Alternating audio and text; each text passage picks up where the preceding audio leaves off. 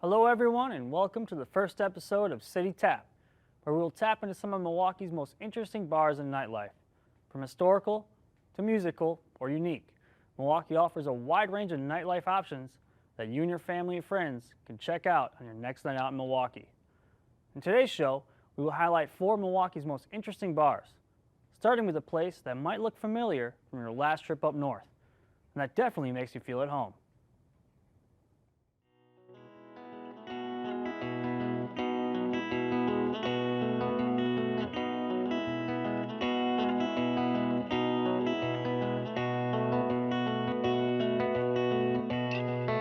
It started 7 years ago when the owner, Paul Hackbarth, kind of had the vision of creating an up north theme bar to kind of emulate his cabin up north. From then on, we've grown in the last years, and we now have 3 locations, along with our sister bar campsite, and farther out we do have our venues as well.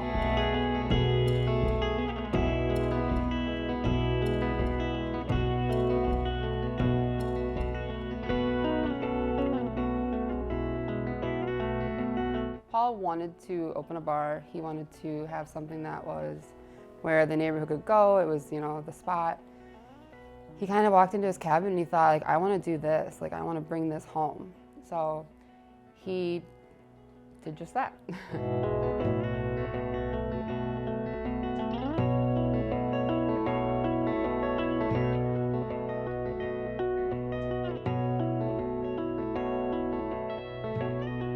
Shorewood was the very first, it's the baby. From then on, we did add Wauwatosa. So that it's a little bit bigger. Same idea, all the camps are kind of designed the same way, same decor. And then from then on, we added Third Ward. So you just kind of keep adding on.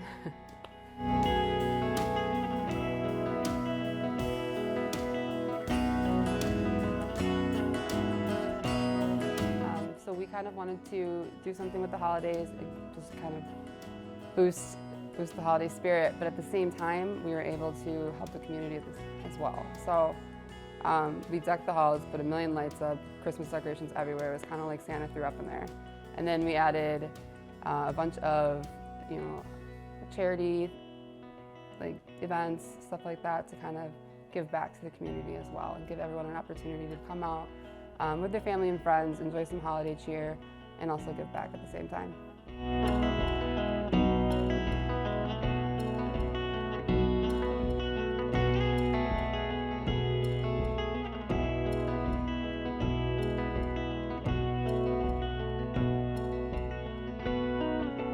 We're known for our old fashions and our Bloody Marys. We have like a bunch of different types of old fashions using different types of bitters and different liquors. Like we have a Stevie, which is ginger brandy with orange bitters. We have the Smith & Wesson, which is just a bullet bourbon old fashioned. We've got the Southern Belle. That one's interesting because it's Southern Comfort and peach schnapps. And we also have this marshmallow martini. It's got vanilla vodka and half and cow pie. That's just our regular cocktail menu, but then we have seasonal stuff. So we'll do different versions of mules and old fashions and warm cider drinks because it's winter now and stuff like that.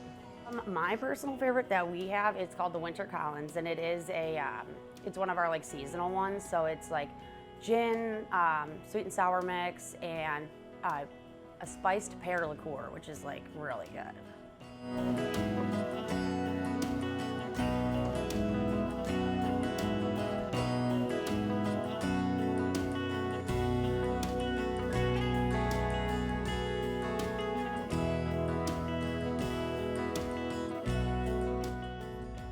So we have a partnership with Cranky Alice Pizza from Wauwatosa. So we've got 5 different types of pizzas and chicken tenders, mozzarella sticks, cheese curds, and pretzels, stuff like that, bar snack food items. Paul, when he was younger, he had a popcorn stand, and that was his first, I guess, entrepreneurial pursuit, and so I think that's just kind of stuck with him. I think it's unique because we were the first of its kind. Nobody else was really doing this, and a lot of people from Wisconsin, they all have their cabins they go to up north. They all have that in their, I think, in their soul that they love. So when they're at home, this gives them a place to kind of remind them of it. I'm from up north, like kind of where Paul's cabin is, and so like when I moved down here, it was so nice having a place that literally made me feel like I was right back at home. So I think that plus like the community of how like everyone is that we work for and like together, it's great.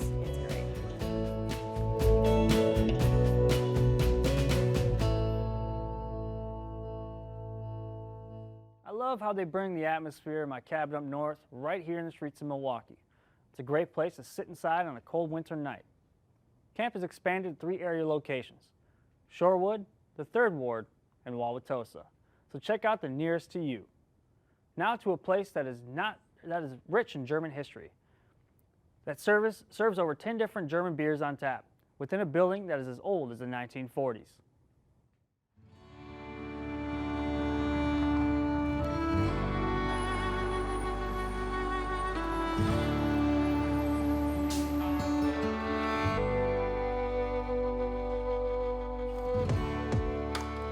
I'm the head chef here.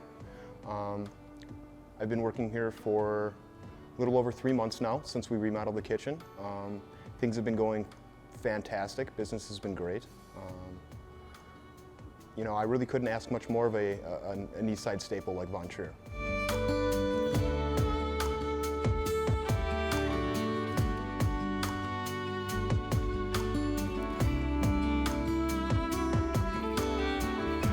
We have 30 different beers on tap. I think about 15 or 16 of those are German beers. The rest are craft beers, some local, some not. But for German beers, we have everything light to dark and in between. We've got Pilsners and lagers, and then some Doppelbock Dunkels, which are a little heavier dark beers. And then we've got a few Weiss beers, which are really standard German wheat beer.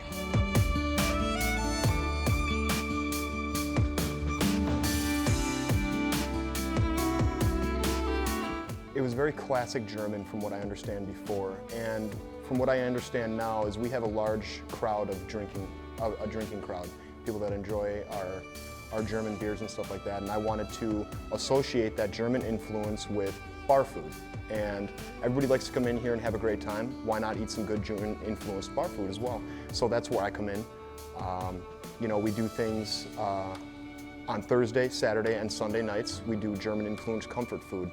So coming up here, we're going to start off with a sauerbraten with Spätzle and red cabbage, and then after that, it's going to go as we please to see what sells best.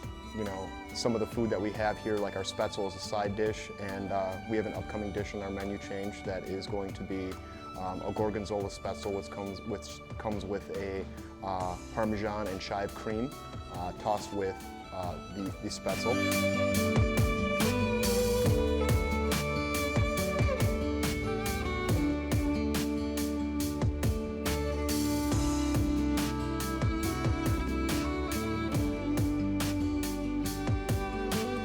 All of those steins with their individual numbers belong to someone.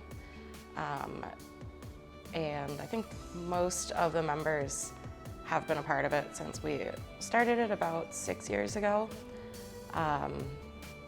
So they pay a fee, they get their stein, and then once a week we have Stein Club night where they get a $5 liter of beer, and then every 10 liters they get a free one. And we keep track of how many liters they've drank. So I think the highest, and they're all in competition with each other, but I think the highest one, he's probably at about 1,100 liters by now.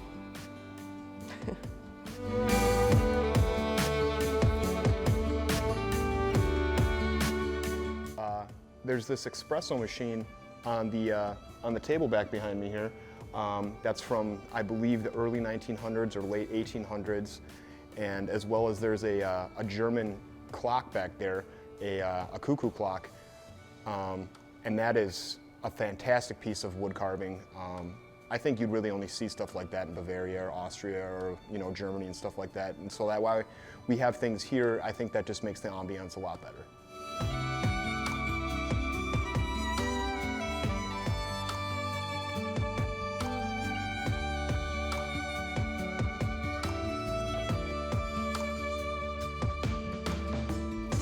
There are places like Von Trier are not, they're, you know, one and none.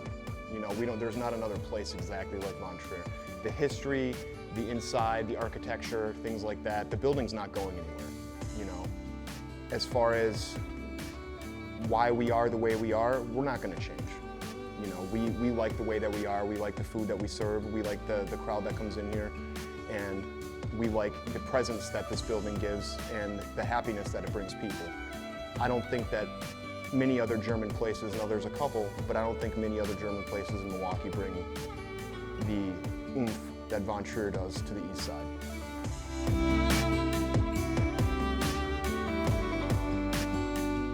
So yeah, it's just a really unique place. There's so many stories people can tell you.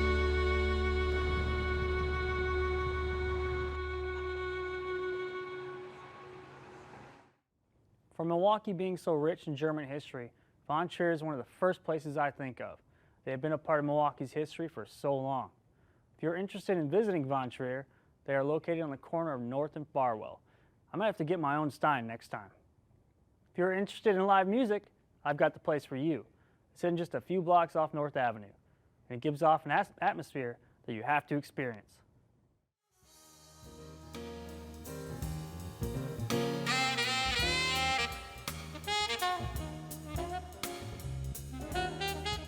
It was the estate, opened as the estate in 1977. The owner's name was Sal Monreal, and the bar was literally half the size. The walls cut off about right here between the restrooms, and the rest of the space was kind of like good old-fashioned gravel basement. Milwaukee knows how to put bars anywhere, sort of thing. So it slowly turned from the estate with jazz music to the jazz estate kind of over the years throughout the 80s and the 90s and 2000s. My boss bought the place in 2015. Been reopened since November 16, and yeah, it's been live music and jazz pretty much ever since. It's got the good history that a jazz club should have, and we just had to break into the walls and might as well put it back looking prettier than when you started.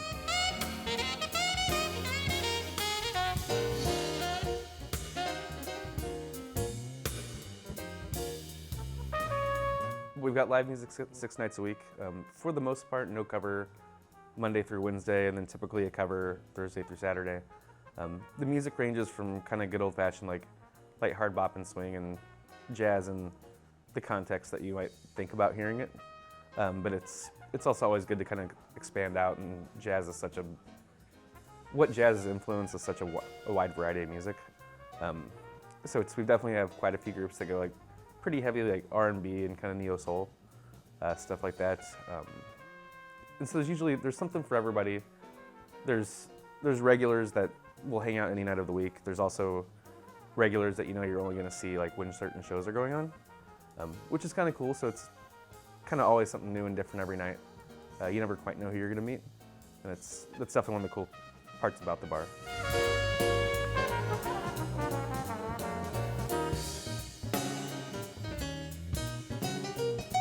If you're going to come here on a date or with a group of folks and have a quieter conversation, the lounge area is definitely kind of perfect for it. Can fit a good amount of people up there. It always gets a little tight, but it's definitely perfect for a date or quiet conversations. The stage area is definitely for folks that want to pay more attention to the music, so you don't need a bunch of like loud people sitting right there when there's like a guitar solo going on, or it's just a little awkward. The whole room is small, so it doesn't really affect things that much. And then the bar area definitely gets bar sitters. At the far end of the bar area, that's where regulars tend to congregate, because it's close enough that you can still hear the music, but it's far enough away that we can all kind of have conversations.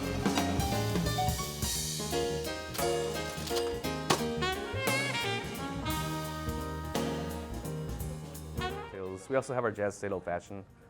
It's Woodford Reserve bourbon. Averna, Amaro, cold brew coffee. We have a special Jazz Estate simple syrup that we use in it, and then we do kind of a house bitters blend.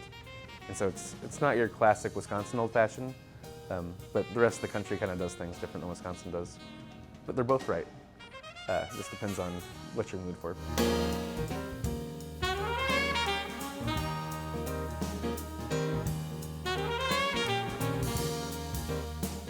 There's tons of reasons why the Jazz Estate's unique. I mean, the history of the place, being able to like go to a place and have a diverse enough clientele, a diverse enough curated drink selection, and a diverse enough curated music selection is just something you don't get every day. And being able to walk in, no cover Monday through Wednesday it can just kind of turn into a regular spot. You don't have to necessarily think about it as like a night going out.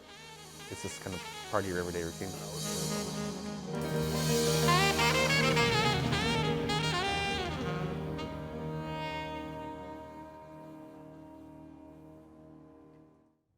Hidden away on the side of North Avenue is a perfect place to escape and enjoy some great music. With a huge drink menu, there's no way I could try all those drinks in one visit. Jazz Estate is located at 2423 North Murray Avenue. Go check it out and enjoy some great local music. Now to a brand we all know so well that started in Milwaukee, has a venue that is one of a kind, and is serving and brewing some of their all-time classics.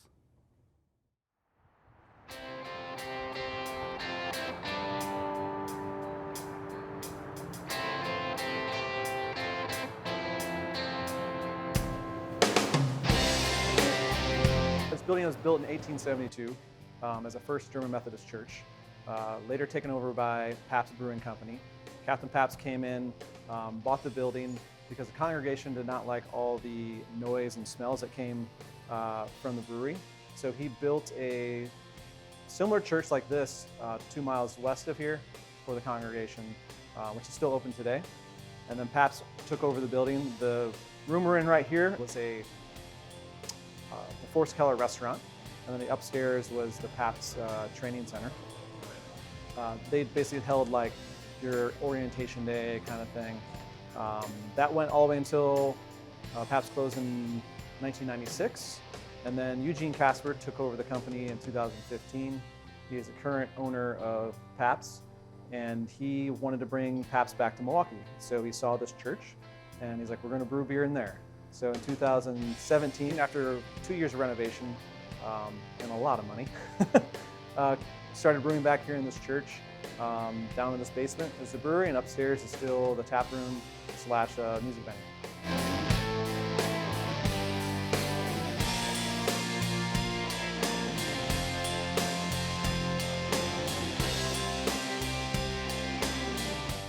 Well, when people come through, they know primarily PBR.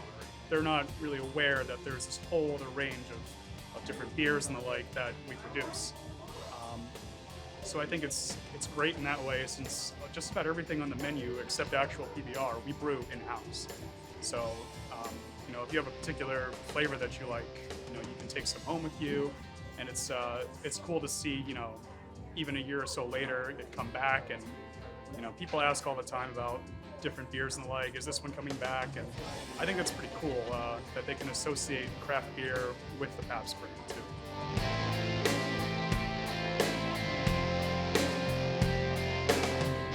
So upstairs, it's a full music venue. We have music almost every single night. Wednesdays is free jazz. It's more of a swing jazz, so think of New Orleans style with big horns and swing dancing happening. So that's tonight, actually. And then we have local bands. We have national touring acts. Almost every single night we have something going on. Either it's the jazz night, bingo, a band playing. We do a thing called dog days, where we let dogs come in. We close the kitchen, let dogs come in and kind of run around upstairs. We do kind of like a little everything. So.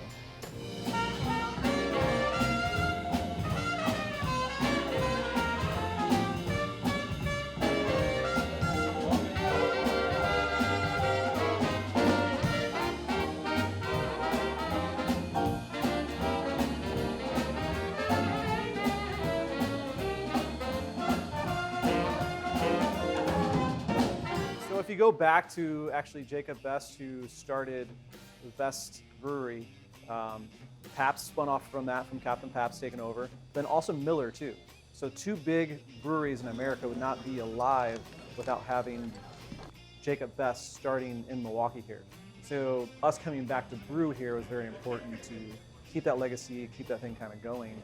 And I mean, we wouldn't be here unless that man actually came over, you know? So it's pretty awesome that both breweries, Miller and us, are still strong in the city and still have strong presence now that you're actually brewing beer here again.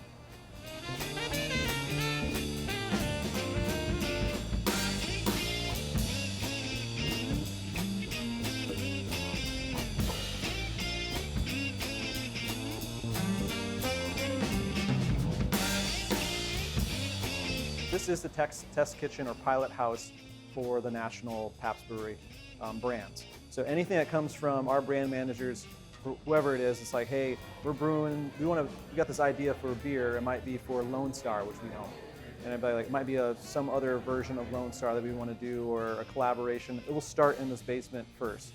So that's like the Pabst Labs, you would say. So that's the thing. It's like, yeah, you can try it here. You will come, grab a beer upstairs, and next thing you know, it might be in Texas or Pacific Northwest or something like that.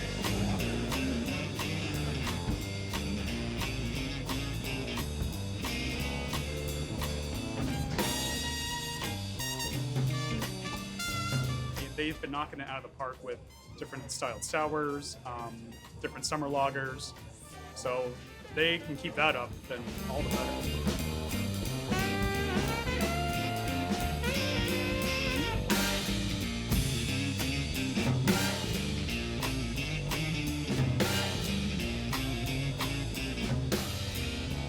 I think we're very unique because we offer not only beer that is brewed in this basement, we also offer awesome menu, so fish fry, got your brat, your burger, your salad.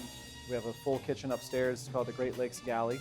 And then we also have full entertainment. So you can come see a semi-national touring act, and it's got a unique vibe with the inside of this beautiful church.